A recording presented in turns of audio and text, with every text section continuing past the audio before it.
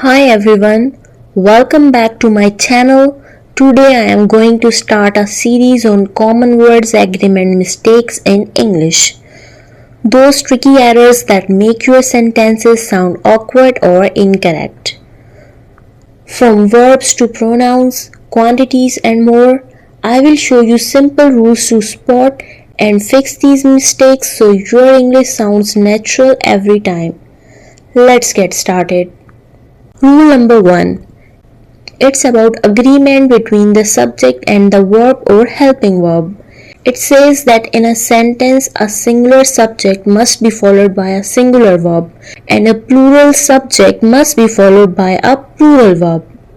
Singular subjects include words like he, she, it, and singular nouns. With singular subjects, we use singular verbs, that is, the first form of the verb with s or es, while singular helping verbs include is, does, was, has. Plural subject includes words like they, we, you, and plural nouns. With plural subjects, we use the base form of the verb without any s or es. Plural helping verbs include are, do, were, have. Here is an exception. Even though I is singular, it does not use has, it always uses have. Let's look at some examples. Tell me which one is correct. He lives in Germany or he live in Germany. The correct sentence is he lives in Germany. What do you think? Many people live in Asia or many people lives in Asia? The answer is many people live in Asia. What about this? I have written this script or I has written this script? The answer is I have written this script. Rule number 2. Agreement between subject and verb. Now let's talk about a very important rule of subject-verb agreement. Sometimes a sentence has two subjects, one singular and one plural. But here is the important point. If these two subjects are joined by words like along with, together with, as well as, besides, except, not, but, including, excluding, or in addition to, then the verb or helping verb agrees with the first subject only, not the second one. Yes, this is very important. These words do not make the subject plural. They only add extra information. Here are some examples. The teacher along with the students is going on a trip. Here teacher is singular, so we use is. Another example is the students along with the teacher are going on a trip. Here students is plural, so we use are. See, the verb follows the first subject. Rule number 3. Agreement when subjects are joined by or, nor, or not only but also. Now let's move to another important rule of subject-verb agreement. Sometimes a sentence has two subjects and they are joined by or, nor, not only but also. In this case, the verb or helping verb agrees with the second subject, the one that is closer to the verb.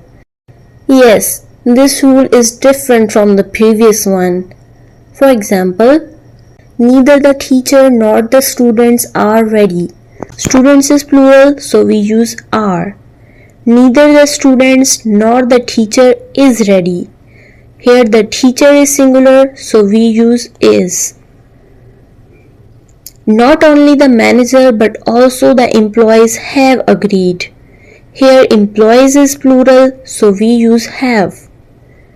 Rule number 4. When two subjects are joined by and. Now let's talk about sentences where two subjects are joined by and.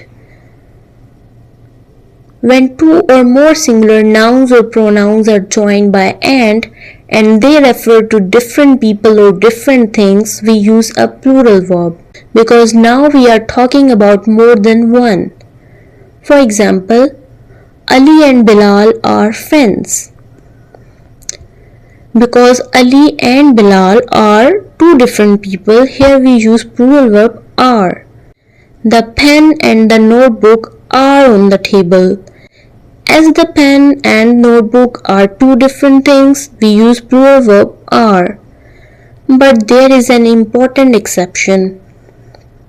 If the two nouns join by and refer to one idea or the same person or thing, then we use a singular verb. Let's see some examples. Slow and steady wins the race. As one idea is there, we use singular verb. The owner and manager is present today. Here the owner and manager is the same person, so we use singular verb is. Rule number 5. Verb after who, which and that. Now let's understand another important rule. When we use who, which or that in a sentence, the verb or helping verb after them agrees with the noun or pronoun that comes immediately before these words. In simple words, look at the word just before who, which or that. The verb will agree with that word. Let's consider some examples. She is one of the students who are hardworking. Here students is plural, so we use are. He is the only student who is absent. Here student is singular, so we use is. I have a car that runs very fast. Car is singular, so we use runs. Here is an exception. When we use the only, the verb is usually singular because it refers to one person or one thing. For example, she is the only one of the students who is brilliant. Remember, look carefully at the first subject, second subject or the word before who, which, that and watch out for tricky words like only, along with, as well as, or, nor. Follow these rules and your sentence will always sound correct, clear and confident. Now practice these questions and write answers in the comments below. And keep watching for more videos.